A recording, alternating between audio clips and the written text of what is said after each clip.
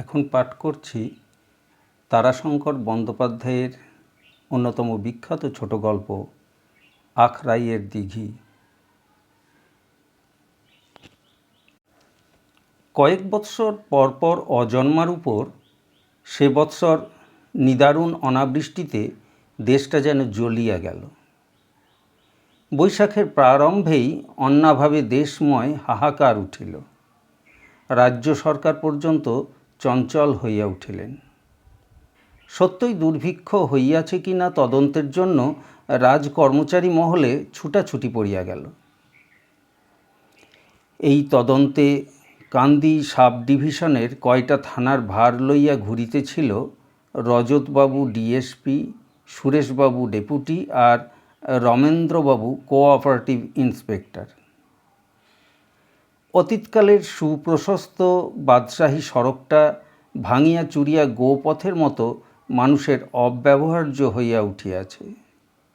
তাহার উপর ডিস্ট্রিক্ট বোর্ডের ঠিকাদার মাটির ঢেলা বিছাইয়া পথটিকে দুর্গম করিয়া তুলিয়াছে। কোনরূপে তিনজন এক পাশের পায়ে চলা পথরেখার উপর দিয়া বাইসাইকেল ঠেলিয়া চলিয়াছেন। বৈশাখ মাসের অপরাহ্ন বেলা, দগ্ধ আকাশখানা ধূলাচ্ছন্ন ধূসর হইয়া উঠিয়াছে। কোথাও কণামাত্র মেঘের লেশ নাই। হু হু করিয়া গরম বাতাস পৃথিবীর বুকের রস পর্যন্ত শোষণ করিয়া লইতেছিল। একখানা গ্রাম পার হইয়া সম্মুখে এক বিস্তীর্ণ প্রান্তর আসিয়া পড়িল। ও প্রান্তের গ্রামের চিহ্ন এ প্রান্ত হইতে দৃষ্টিতে ধরা দেয় না। দক্ষিণে বামে শস্যহীন মাঠ ধু ধু করিতেছে। গ্রামের চিহ্ন বহু দূরে দিগ্বলয়ে কালির ছাপের মতো বোধ হইতেছিল। রজতবাবু চলিতেছিলেন সর্বাগ্রে। তিনি ডাকিয়া কহিলেন, নামছি আমি, আপনারা ঘাড়ের উপর এসে পড়বেন না যেন। তিনজনেই বাইসাইকেল হইতে নামিয়া পড়িলেন। সঙ্গীরা কোনো প্রশ্ন করিবার পূর্বেই তিনি বলিলেন, কই মশায়, সামনে গ্রামের চিহ্ন যে দেখা যায় না, এদিকে দিবা যে অবসান প্রায়। রমেন্দ্রবাবু কোমরে ঝুলানো বাইনোকুলারটা চোখের উপর ধরিয়া কহিলেন, এই দেখা যাচ্ছে গ্রাম, কিন্তু অনেক দূরে, অন্তত 5-6 মাইল হবে। রজতবাবু রিস্ট ওয়াচটার দিকে দৃষ্টি নিক্ষেপ করিয়া বলিলেন, 6:45, এখনও আধ ঘন্টা 3/4 দিনের আলো পাওয়া যাবে, কিন্তু এদিকে যে বুক মরুভূমি হয়ে উঠল মশায়। আমার ওয়াটার ব্যাগে তো এক বিন্দু জল আর নেই। আপনাদের অবস্থা কি? রমেন্দ্রবাবু কহিলেন, আমারও তাই। সুরেশবাবু, আপনার অবস্থা কি? আপনি যে কথাও বলেন না, দৃষ্টিটাও বেশ বাস্তব জগতে আবদ্ধ নয় যেন। ব্যাপার কি বলুন তো? সুরেশবাবু হাসিয়া বলিলেন, সত্যি বর্তমান জগতে ঠিক মনটা নিবদ্ধ ছিল না। অনেক দূর অতীতের কথা ভাবছিলাম আমি। রজতবাবু সাগ্রহে বলিয়া উঠিলেন, অতীত যখন তখন ইন্টারেস্টিং নিশ্চয়, চাই কি রোমান্টিকও হতে পারে। তৃষ্ণা নিবারণের জন্য আর ভাবতে হবে না। উঠে পড়ুন গাড়িতে। গাড়িতে চলতে চলতেই আপনি গল্প শুরু করুন, আমরা শুনে যাই। কিন্তু এই 4-5 মাইল কভার করার মতো গল্পের খোরাক হওয়া চাই মশাই। সুরেশবাবু আপনার জলাধারটি খুলিয়া আগায়া দিয়া বলিলেন, আমার জল এখনও আছে, জল পান করে একটু সুস্থ হন আগে। জল পান আনতে সুরেশবাবুকে সর্বাগ্রে স্থান দিয়ে রজতবাবু বলিলেন, আপনি কথক, আপনাকে আগে যেতে হবে। সকলে গাড়িতে চড়িয়া বসিলেন। সুরেশবাবু বলিলেন, আপনাদের জলের চিন্তার কথা শুনেই কথাটা আমার মনে পড়ল। পিছন হইতে রমেন্দ্রবাবু হাঁকিলেন, দাঁড়ান মশাই দাঁড়ান, বা আমাকে বাদ দিয়ে গল্প চলবে কীরকম? বেশ বেশ, এইবার কি বলছিলেন বলুন, একটু উচ্চকণ্ঠে কিন্তু। সুরেশবাবু বলিলেন, যে রাস্তাটায় চলেছি আমরা, এ রাস্তাটার নাম জানেন? এইটাই অতীতের বিখ্যাত বাদশাহী সড়ক। এ রাস্তায় কোনো পথিক কোনোদিন জলের জন্য চিন্তা করেননি। ক্রোশ অন্তর দিঘি আর ডাক অন্তর মসজিদ এ পথের এক প্রান্ত থেকে অপর প্রান্ত পর্যন্ত নির্মিত হয়েছিল। দিঘিগুলি এখনও আছে। বাধা দিয়া রজতবাবু প্রশ্ন করিলেন, ডাক অন্তর মসজিদটা কি ব্যাপার? ডাক অন্তর মসজিদের অর্থ হচ্ছে, এক মসজিদের আজানের শব্দ যতদূর পর্যন্ত যাবে ততদূর বাদ দিয়ে আর একটি মসজিদ তৈরি হয়েছিল। এক মসজিদের আজান ধ্বনি অপর এক মসজিদ থেকে শোনা যেত। একদিন ভাবুন, এই দেশ দেশান্তরব্যাপী সুদীর্ঘ এই পথখানির এক প্রান্ত থেকে অপর প্রান্ত পর্যন্ত আজান ধ্বনি ধ্বনিত হয়ে উঠত। ওই দেখুন, পাশের ওই যে ইটের স্তূপ, ওটি একটি মসজিদ ছিল। আর প্রতি ক্রোশে একটি দিঘি আছে। তাই বলছিলাম, এ রাস্তায় কেউ কখনো জলের ভাবনা ভাবেনি। রমেন্দ্রবাবু কহিলেন, এই বাদশাহী সড়ক যখন, তখন কোনো বাদশাহের কীর্তি নিশ্চয়। ঠিক বুঝতে পারা যায় না। ঐতিহাসিকরা বলতে পারেন, তবে এ বিষয়ে সুন্দর একটি কিংবদন্তি এদেশে প্রচলিত আছে। শোনা যায় নাকি কোনো বাদশাহ বা নবাব দিগ্বিজয়ে ফেরার মুখে এক সিদ্ধ ফকিরের দর্শন পান। সেই ফকির অদৃষ্ট গণনা করে বলেন, রাজধানী পৌঁছেই তুমি মারা যাবে।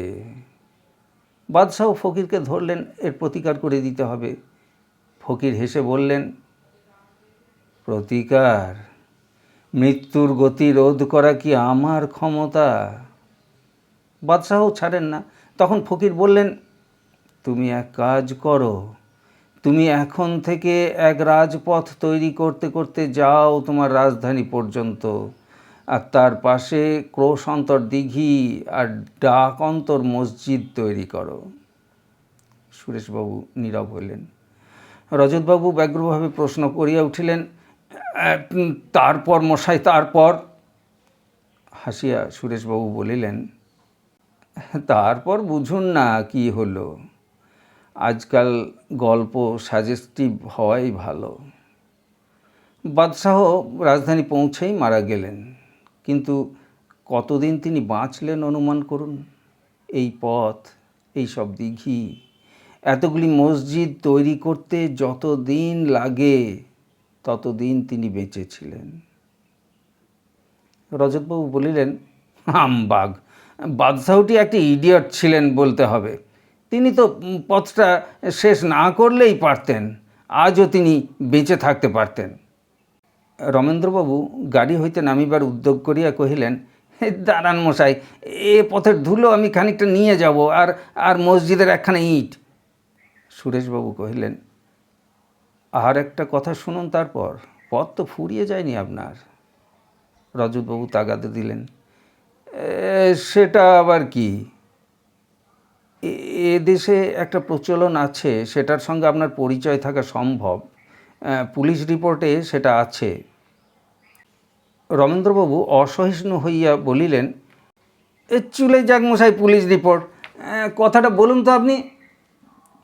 তারা দেবেন না মশাই, গল্পের রস নষ্ট হবে।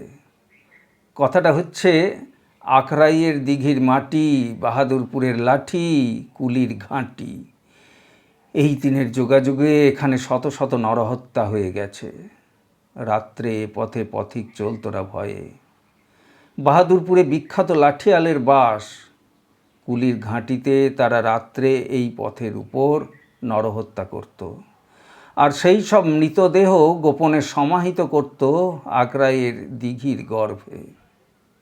রজতবাবু বলিয়া উঠিলেন, ও তাই নাকি? এই সেই জায়গা? সুরেশবাবু কহিলেন, এখনও পূজার আগে এখানে চৌকিদার রাখবার ব্যবস্থা আছে।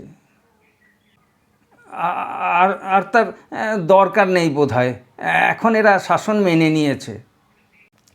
রমেন্দ্রবাবুর গাড়িখানা এই সময় একটা গর্তে পড়িয়া লাফায় উঠিয়া পড়িয়া গেল। রমেন্দ্রবাবু লাফ দিয়া কোনো রূপে আত্মরক্ষা করিলেন। সকলেই গাড়ি হইতে নামিয়া আগায় আসিলেন। গাড়িখানা তুলিয়া রমেন্দ্রবাবু বলিলেন, যন্ত্র বিকল, এখন ইনি আমার ঘাড়ে চেপে যাবার মতলব করছেন। একখানা চাকা ধাক্কায় বেঁকে টাল হয়ে গেছে, আমাদের হাতের মেরামতের বাইরে। সন্ধ্যার অন্ধকার ঘনায় আসিতেছিল। রজতবাবু অস্পষ্ট সম্মুখের দিকে চাহিয়া বলিলেন, এ যে মহা বিপদ হলো সুরেশবাবু, কি করা যায়? হাসিয়া সুরেশবাবু বলিলেন, পথপার্শ্বে বিশ্রাম, মালপত্র নিয়ে পেছনের গোজান না এলে তো উপায় বিশেষ দেখছি নে। আপনাকে বিপদের হেতু ভাবিয়া রমেন্দ্রবাবু একটু অপ্রস্তুত হইয়া পড়িয়াছিলেন। তিনি তখন গাড়িখানা লইয়া মেরামতের চেষ্টা করিতেছিলেন।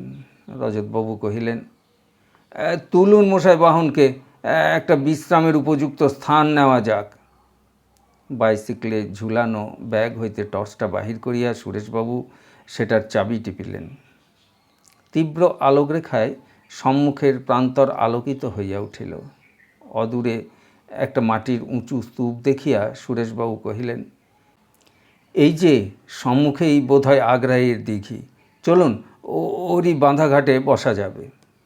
রজতবাবু বলিলেন, হ্যাঁ, অতীত যুগের কত শত হতভাগ্য পথিকের প্রেতাত্মার সঙ্গে সুখ দুঃখের কথাবার্তা অতি উত্তমই হবে।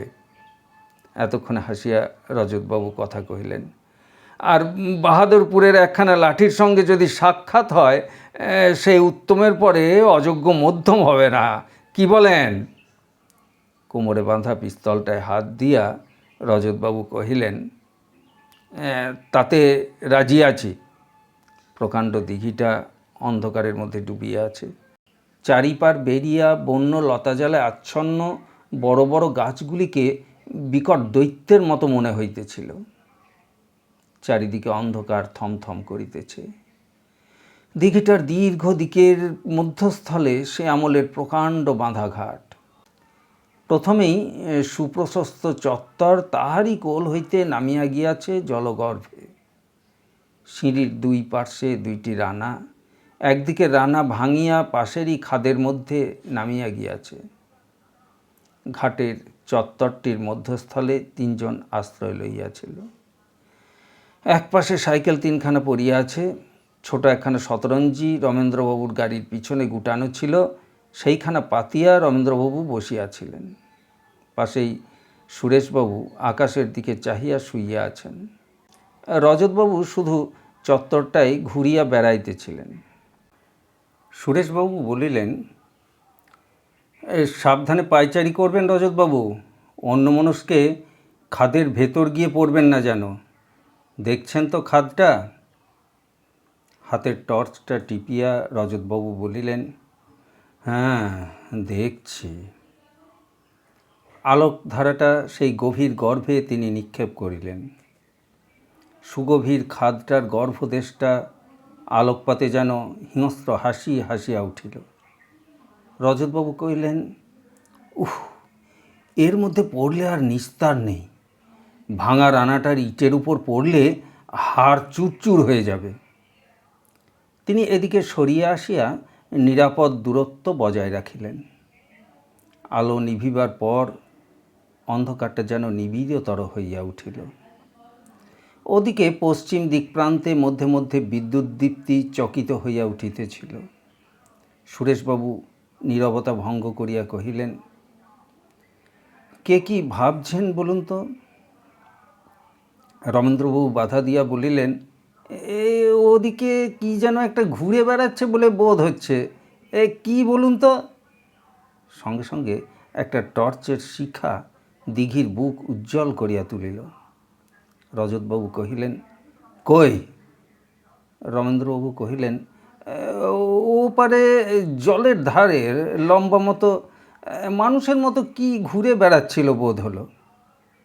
সুরেশবাবু হাসিয়া বলিলেন, দিঘির গর্ভে কোনো অশান্ত প্রেতাত্মা হয়তো, কিংবা বাহাদুরপুরের লাঠিয়াল কেউ।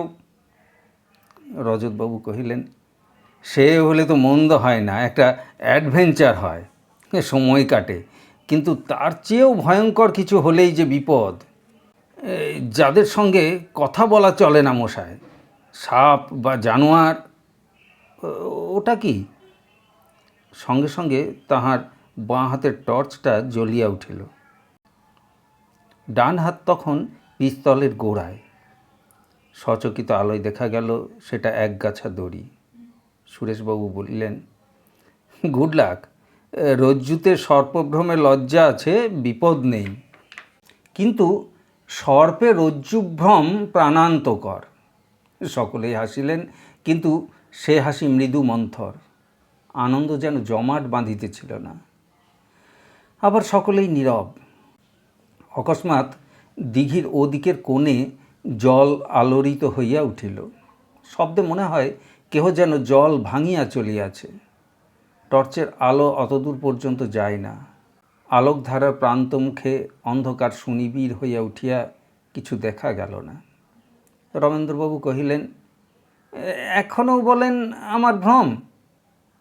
সুরেশবাবু কথার উত্তর দিলেন না। তিনি নিবিষ্ট চিত্তে শব্দটা লক্ষ্য করিতেছিলেন। শব্দটা নীরব হইয়া গেল। সুরেশবাবু আরও কিছুক্ষণ পর বলিলেন, ভ্রমই বোধ হয়, জলচর কোনো জীবজন্তু হবে। গরম বাতাসের প্রবাহটা ধীরে ধীরে বন্ধ হইয়া চারিদিকে একটা অস্বস্তিকর নিস্তব্ধতায় ভরিয়া উঠিয়াছে। সুরেশবাবু আবার নিস্তব্ধতা ভঙ্গ করিয়া বলিয়া উঠিলেন, না, শুধু রমেন্দ্রবাবুকে দোষ দেব কেন? আমরা সকলেই ভয় পেয়েছি। সিগারেট খাওয়া পর্যন্ত ভুলে গেছি মশাই। নিন নিন, একটা সিগারেট খাওয়া যাক। রজতবাবু বলিলেন, না মশাই, একেই আমি অভ্যস্ত নই, তার উপর খালি পেটে শুকনো গলায় সহ্য হবে না। থাক। আসুন তবে রমেনবাবু, আমরা দুজনেই। ও কি?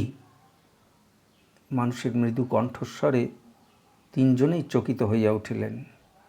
কে যেন আত্মগতভাবেই মৃদুস্বরে বলিতেছিল, তারা তারা তারাচরণ এখানেই তো ছিল, কোথা গেল?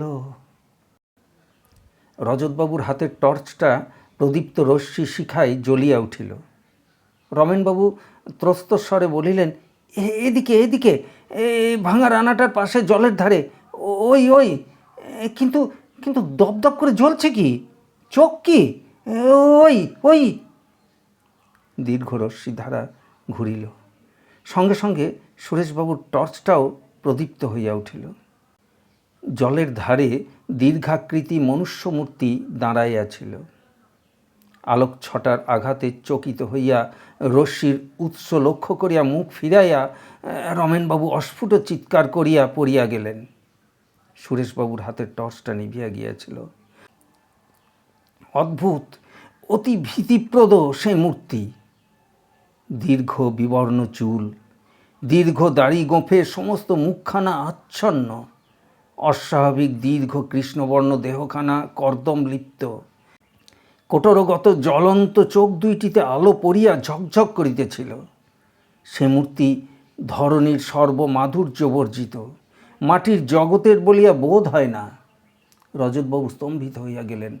তবুও তিনি কয়েক পদ অগ্রসর হইয়া প্রশ্ন করিলেন, কে কে তুমি? উত্তর দাও, কে তুমি? নিথর নিস্তব্ধ মূর্তির পেশিগুলি ঈষৎ চঞ্চল হইয়া উঠিল।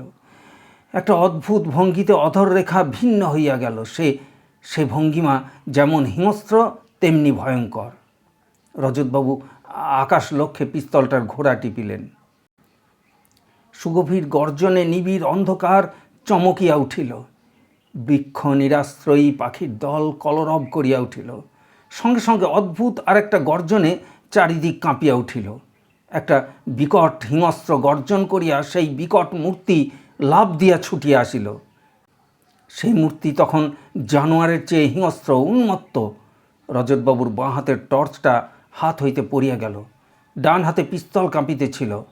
অন্ধকারের মধ্যে গুরুভার কিছু পতনের সঙ্গে সঙ্গে আহত পশুর মতো একটা আর্তনাদ ধ্বনিয়া উঠিল। রজতবাবু কহিলেন, সুরেশবাবু, শিগগির টর্চটা জ্বালুন, আমারটা কোথায় পড়ে গেছে। সুরেশবাবুর আলোটা জ্বলিয়া উঠিল। রজতবাবু কহিলেন, এখানে আসুন, এই খাদের মধ্যে আলোকপাত করিতেই রজতবাবু বলিলেন, মানুষই, কিন্তু মরে গেছে বোধহয়, ঘাড় নিচু করে পড়েছে, ঘাড় ভেঙে গেছে। সুরেশবাবু ঝুঁকিয়া পড়িয়া দেখিয়া শিহরিয়া উঠিলেন। ভগ্ন স্টকস্তূপের মধ্যে হতভাগ্যের মাথাটা অর্ধপ্রথিত হইয়া গিয়াছে। যন্ত্রণার আক্ষেপে ঊর্ধ্বমুখে সমগ্র দেহখানা কাঁপিয়া কাঁপিয়া উঠিতেছিল। উপর হইতে রমেন্দ্রবাবু সভয়ে তাহাকে প্রশ্ন করিলেন, কে, ও কি, কিসের শব্দ? ক্ষণিক মনোযোগ সহকারে শুনিয়া সুরেশবাবু কহিলেন, গাড়ি, গরুর গাড়ির শব্দ। গন্তব্য থানায় পৌঁছতে বাজিয়া গেল 12টা। 3টি বন্ধুতে নীরব। একটা বিষণ্ণ আচ্ছন্নতার মধ্যে তাহারা চলাফেরা করিতেছিলেন। শবদেহটা গাড়িতে বোঝাই হইয়া আসিয়াছে। সেটা নামানো হইলে রজতবাবু সাব ইন্সপেক্টরকে বলিলেন, লোকটাকে এখানকার কেউ চিনতে পারে কি না দেখুন তো। মুখাবরণ মুক্ত করিয়া দারোগা চমকিয়া উঠিলেন। রজতবাবু প্রশ্ন করিলেন, চেনেন আপনি? না, কিন্তু এ কি মানুষ? জমাদার পাশে দাঁড়াইয়াছিল। সে কহিল, আমি চিনি স্যার, এ একজন দ্বীপান্তরের আসামি। আজ দিন 10 খালাস হয়ে বাড়ি এসেছে। সেদিন এসেছিল থানায় হাজিরা দিতে। বাহাদুরপুরের লোক, নাম কালী বাগদি। বেশ, তাহলে রিপোর্ট দেখো। একটা গামছাই বাঁধা কোমরে ওর কি কতকগুলো ছিল, সে দেখো তো সেগুলো কি। অনুসন্ধানে বাহির হইল একখানা কাপড়, ছোট ঘড়ি একটা, কয়খানি কাগজগুলি একটা মোকদ্দমার নথি ও রায়। নথিগুলিতে বহরমপুর জেলের ছাপ মারা। জেল গেটে জমা ছিল। সঙ্গে একখানা চিঠি, হাইকোর্টের কোনো উকিলের লেখা। এরূপভাবে দণ্ডাদেশের গুরুত্ব বৃদ্ধির জন্য আপিল করা অস্বাভাবিক ও আমাদের ব্যবসায়ের পক্ষে ক্ষতিজনক। সেই জন্য ফেরত পাঠানো হইল। রজতবাবু নথিটা পড়িয়া গেলেন। সেশনস কোর্টের নথি। 1908 সালের 5 নম্বর খুনি মামলার ইতিহাস। সম্রাট বাগদি, আসামি কালীচরণ বাগদি। অভিযোগ, আসামি তাহার পুত্র তারাচরণ বাগদিকে হত্যা করিয়াছে। সাক্ষী 3 জন। প্রথম সাক্ষী মোবারক মোল্লা। এই ব্যক্তি বাহাদুরপুরের নানকাদার, অবস্থাপন্ন ব্যক্তি। এই ব্যক্তিকে সরকার পক্ষের উকিল প্রশ্ন করেন, কালীচরণ বাগদিকে আপনি চেনেন? উত্তর, হ্যাঁ, এই আসামি সেই লোক। কি প্রকৃতির লোক কালীচরণ? দুর্ধর্ষ লাঠিয়াল। আপনার সঙ্গে কি কালীচরণের কোনো ঝগড়া আছে?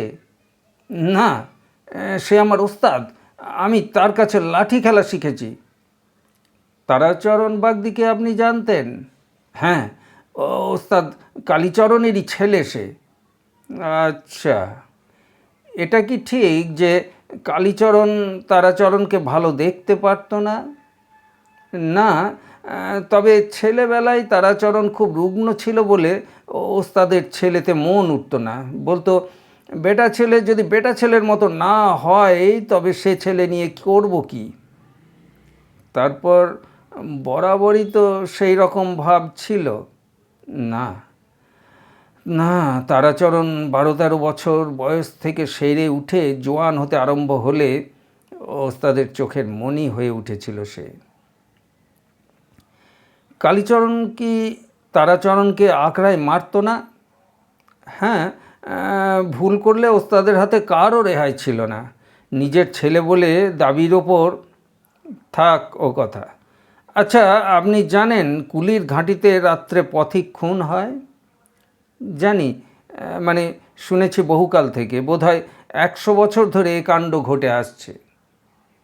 কারা এসব করে জানেন? না, শোনেননি? বহুজনের নাম শুনেছি।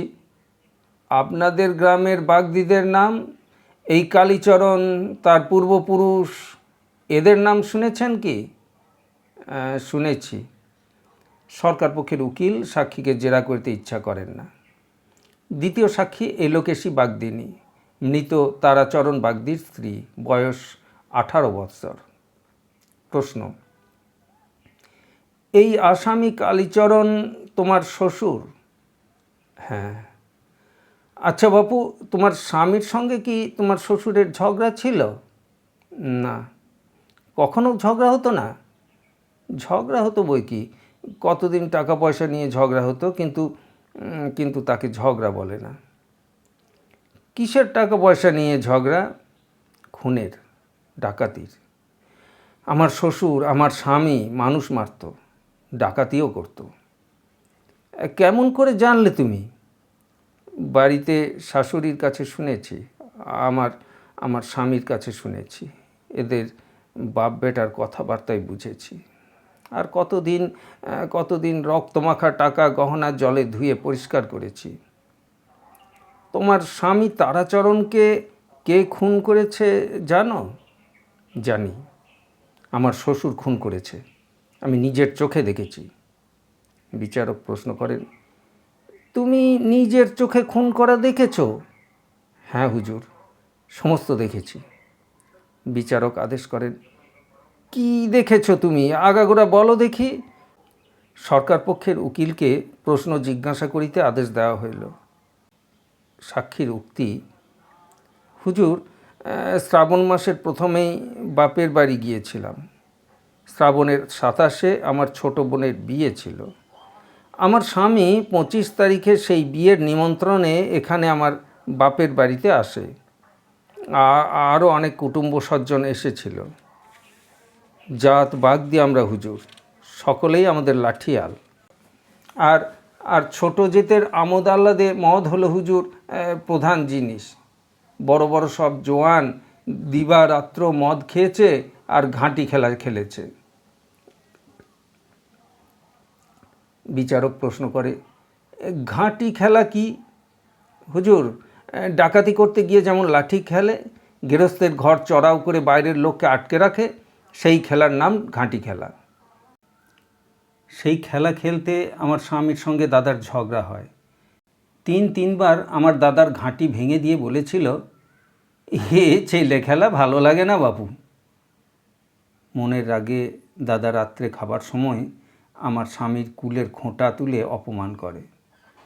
আমার ননদ নিজ জাতের সঙ্গে বেরিয়ে গিয়েছিল সেই কুলের খোঁটা। স্বামী আমার তখনই উঠে পড়ে সেখান থেকে চলে আসে। আমার সঙ্গে দেখা করেনি হুজুর, তাহলে তাকে আমি সেই অন্ধকার বাদল রাত্রে বেরুতে দিতাম না। আমি যখন খবর পেলাম তখন সে বেরিয়ে চলে গেছে। আমি আর থাকতে পারলাম না, থাকতে ইচ্ছাও হলো না। যে মরদ স্বামীর জন্য আমার সমবয়সীরা আমাকে হিংসা করত, তার অপমান আর সহ্য হলো না। আর আর আর আমাকে সে যেমন ভালোবাসত। সাক্ষী এই স্থলে কাঁদিয়ে ফেলে। কিছুক্ষণ পর আত্মসংবরণ করিয়া আবার বলিল, অন্ধকার বাদল রাত্রি সেদিন, কোলের মানুষ নজর হয় না, এমনি অন্ধকার, পিছল পথ, বারবার পা পিছলে পড়ে যাচ্ছিলাম। গ্রামের বাইরে এসে আমি চিৎকার করে ডাকলাম, ওগো ওগো। ঝিপঝিপ করে বৃষ্টির শব্দ আর বাতাসের গোঙানিতে সে শব্দ সে বোধহয় শুনতে পায় নাই। শুনলে দাঁড়াতো হুজুর, তবে আমি তার গলা শুনতে পাচ্ছিলাম। বাতাসটা সামনে থেকে বইছিল, সে গান করতে করতে যাচ্ছিল। বাতাসে সেই গান পিছু দিকে বেশ ভেসে আসছিল। সাক্ষী আবার নীরব হইল। কিছুক্ষণ পর সাক্ষী আবার আরম্ভ করিল, আমি প্রাণপণে তাড়াতাড়ি যাবার চেষ্টা করলাম, কিন্তু পিছল পথ, তাড়াতাড়ি চলবার উপায় ছিল না। সামনে থেকে জলের ফোঁটা কাঁটার মতো মুখ চোখে বিঁধছিল। হঠাৎ একটি চিৎকারের শব্দ কানে পৌঁছলো, বাবা বাবা। শেষটা আর শুনতে পেলাম না। চিনতে পারলাম আমার স্বামীর গলা। ছুটে এগিয়ে যেতে গিয়ে পথে পড়ে গেলাম। উঠে একটু দূরে এগিয়ে যেতে দেখি একজোড়া আঙার মতো চোখ ধকধক করে জ্বলছে। এই চোখ দেখে চিনলাম সে আমার শ্বশুর। আমার শ্বশুরের চোখের তারা বেড়ালের চোখের মতো খয়রা রঙের। সে চোখ আঁধারে জ্বলে। অন্ধকারের মধ্যে চলে চলে চোখে তখন অন্ধকার সয়ে গিয়েছিল। আমি তখন দেখতেও পাচ্ছিলাম। দেখলাম শ্বশুর একটা মানুষকে কাঁধে ফেলে আগ্রায়ের দিঘির পাড় দিয়ে নেমে গেল। বুক ফেটে কান্না এলো, কিন্তু কাঁদতে পারলাম না। গলা যেন বন্ধ হয়ে গিয়েছিল, চোখে যেন আগুন জ্বলছিল। আমিও তার পেছন নিলাম। সাক্ষীকে বাধা দিয়ে বিচারক প্রশ্ন করিলেন, তোমার ভয় হলো না? সাক্ষী উত্তর দিল, আমরা বাগদির মেয়ে হুজুর, আমাদের মরদে খুন করে, আমরা লাশ গায়েব করি হুজুর, আমরা লাশ গায়েব করি হুজুর। আমার হাতে যদি তখন কিছু থাকতো তবে ওই খুনেকে ছাড়তাম না। সাক্ষী অকস্মাৎ উত্তেজিত হইয়া কাঠগড়া হইতে বাহির হইয়া আসামিকে আক্রমণের চেষ্টা করে। তাহাকে ধরিয়া ফেলা হয় ও তাহার উত্তেজিত অবস্থা দেখিয়া সেদিনকার মতো বিচার স্থগিত রাখিতে আদেশ দেওয়া হয়। সাক্ষী কিন্তু বলে যে সে বলিতে সমর্থ এবং আর সে এরূপ আচরণ করিবে না। সে কহিল, তারপর দিঘির গর্ভে দেহটাও পুঁতে দিলে সে। আমি দেখলাম তখন পশ্চিম আকাশে কাস্তের মতো একফালি চাঁদ মেঘের আড়ালে উঠেছিল। অন্ধকার অনেকটা পরিষ্কার হয়ে এসেছে। সেই আলোতে পরিষ্কার চিনতে পারলাম খুনি আমার শ্বশুর। সে বাড়ির দিকে হন হন করে চলে গেল। আমি পিছু ছাড়ি নাই। বাড়িতে এসে লাফ দিয়ে পাঁচিল ডিঙিয়ে এসে বাড়ি ঢুকলো। আমি দাঁড়িয়ে রইলাম। অল্পক্ষণ পরেই কে বুক ফাটিয়ে কেঁদে উঠল। চিনলাম সে আমার শাশুড়ির গলা। কিন্তু একবার কেঁদেই চুপ হয়ে গেল। এ সময়ে আসামি বাধা দিয়ে বলিয়া উঠিল, আমি তার মুখ চেপে ধরেছিলাম। হুজুর আর সাক্ষী সাবুতে দরকার নাই। আমি কবুল খাচ্ছি, আমি আমার ছেলেকে খুন করেছি। হুকুম পেলে আমি সব বলে যাই। বিচারক এরূপ ক্ষেত্রে বিবেচনা করিয়া আসামিকে স্বীকারোক্তি করিবার আদেশ দিলেন। আসামি বলিয়া গেল,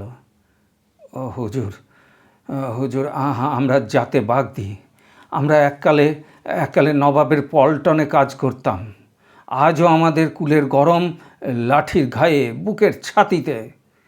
কোম্পানির আমলে পল্টনের কাজ যখন গেল তখন থেকেই আমাদের ব্যবসা। হুজুর চাষ আমাদের কাছে ঘেন্নার কাজ। মাটির সঙ্গে কারবার করলে মানুষ মাটির মতোই হয়ে যায়। মাটি হলো মেয়ের জাত। জমিদার বাড়িতে এককালে আমাদের আশ্রয় হতো, কিন্তু কোম্পানির রাজত্বে, থানা পুলিশের জবরদস্তিতে তারাও সব একে একে গেল। যারা টিকে থাকলো তারা শিং ভেঙে ভেড়া ভালো মানুষ হয়ে বেঁচে রইল।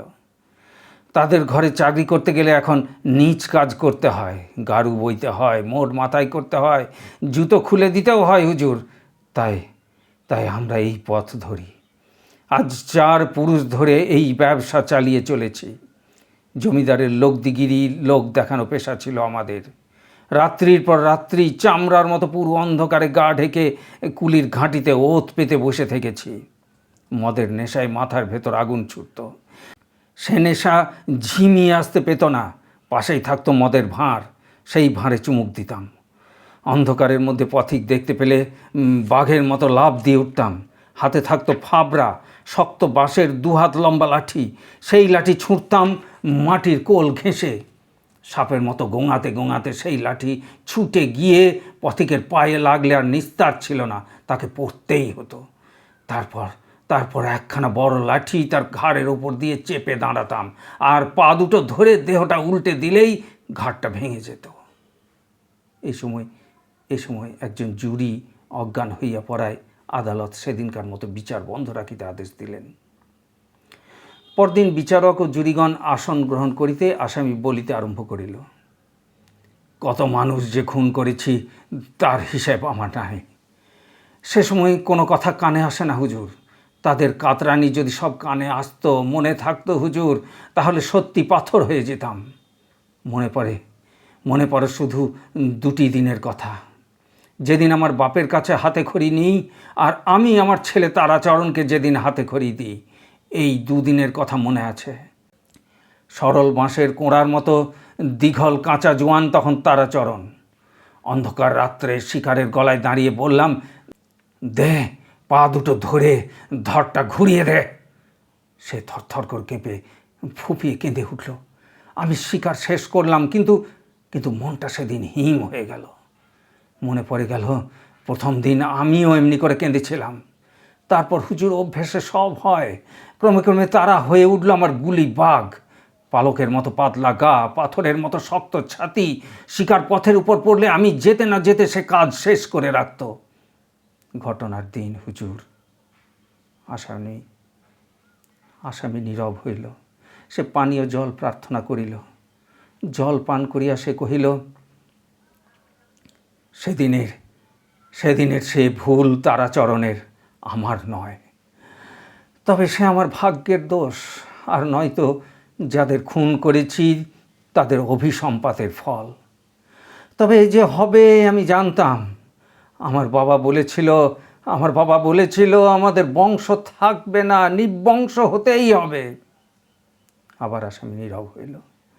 আসামি কাতর হইয়া পড়িয়াছে বিবেচনা করিয়া আদালত কিছুক্ষণ সময় দিতে প্রস্তুত ছিলেন, কিন্তু আসামি তাহা চাহে না। সে কহিল, আর শেষ হয়ে এসছে হুজুর, তবে আর একটু জল। পুনরায় জল পান করিয়া সে বলিয়া গেল, সেদিন তার আর আসবার কথা নয়। কুটুমবাড়ির বিয়ের নেমন্তন্ন গিয়ে বিয়ের রাত্রেই সে চলে আসবে, এ ধারণা আমি করতে পারি নাই হুজুর। সেদিন অন্ধকার রাত্রি, ঝিপঝিপ করে বাদলাও নেমেছিল। আমার বৌমার কাছে শুনেছেন আমার চোখ অন্ধকারে বেড়ালের মতো জ্বলে। আমার চোখেও সেদিন ভালো দেখতে পাচ্ছিলাম না, সর্বাঙ্গ ভিজে হিম হয়ে যাচ্ছিল। আমি ঘন ঘন মদের ভাঁড়ে চুমুক দিচ্ছিলাম। দুপুর রাত পর্যন্ত শিকার না পেয়ে বিরক্ত হয়ে উঠে আসছি। এমন সময় কার গানের খুব ঠান্ডা আওয়াজ কানে শুনতে পেলাম। বাতাস বইছিল আমার দিক থেকে। আওয়াজটা বাতাসে ঠেলে উজানে ঠিক আসছিল না। সেদিন হাতে পয়সা করি কিছু ছিল না। মানুষের সাড়া পেয়ে মদের ভাঁড়ে চুমুক মেরে অভ্যেস মতো লাফিয়ে উঠে দাঁড়ালাম। অন্ধকারে চলন্ত মানুষ নড়ছিল। মারলাম ফাবড়া, লাশ পড়ল। চিৎকার করে সে কি বললে কানে এলো না। ছুটে গিয়ে গলায় লাঠি দিয়ে উঠে দাঁড়াবো, শুনলাম, বাবা বাবা আমি। কথাটা কানেই এলো, কিন্তু মনে গেল না। তার গলা আমি চিনতে পারলাম না। লাঠির উপরে দাঁড়িয়ে বললাম, এ সময়ে বাবা সবাই বলে। আসামি নীরব হইল। সে আবার বলিল, পেয়েছিলাম আনা 6 পয়সা আর তার কাপড়খানা। আবার সে নীরব হইল, কিন্তু মিনিট খানেকের মধ্যেই সে অজ্ঞান হইয়া পড়িয়া গেল। রায়ে বিচারক দণ্ডাদেশের পূর্বে লিখিয়াছিলেন, যুগ যুগান্তরের সাধনায় মানুষ ঈশ্বরকে উপলব্ধি করিয়া ন্যায় অন্যায়ের সীমারেখার নির্দেশ করিয়াছে। তাহার নামে সৃষ্টি ও সমাজের কল্যাণে অন্যায় ও পাপের বোধ হেতু দণ্ডবিধি সৃষ্টি হইয়াছে। ঈশ্বরের প্রতিভূ স্বরূপ বিচারক সেই বিধি অনুসারে অন্যায়ের শাস্তি বিধান করিয়া থাকেন। এই ব্যক্তির যে অপরাধ, বর্তমান রাষ্ট্রতন্ত্রের দণ্ডবিধিতে তাহার যোগ্য শাস্তি নাই। এক্ষেত্রে একমাত্র চরমদণ্ডই বিধি। আমার স্থির বিশ্বাস, সেই জন্যই সমগ্র বিশ্বের অদৃশ্য পরিচালক তাহার দণ্ডবিধান স্বয়ং করিয়াছেন। চরমদণ্ড এক্ষেত্রে সে গুরুদণ্ডকে লঘু করিয়া দিবে। ঈশ্বরের নামে বিচারকের আসনে বসিয়া তাহার অমোঘ বিধানকে লঙ্ঘন করিতে পারিলাম না। রায় শেষ হইয়া গেল। 3 জনেই নির্বাক হইয়া বসিয়া রহিলেন। মনের বিচিত্র চিন্তাধারার পরিচয় বোধহয় প্রকাশ করিবার শক্তি কাহারও ছিল না। অকস্মাৎ রমেন্দ্রবাবু কহিলেন, একটা কথা বলবো সুরেশবাবু। মৃদুস্বরে সুরেশবাবু বলিলেন, বলুন। পুলিশ এক্সিকিউটিভ আপনারা 2 জনেই তো এখানে রয়েছেন। দেহটা আর মর্গে পাঠাবেন না। এই আখরাইয়ের দিঘির গর্ভেই ওকে শুয়ে থাকতে দিন।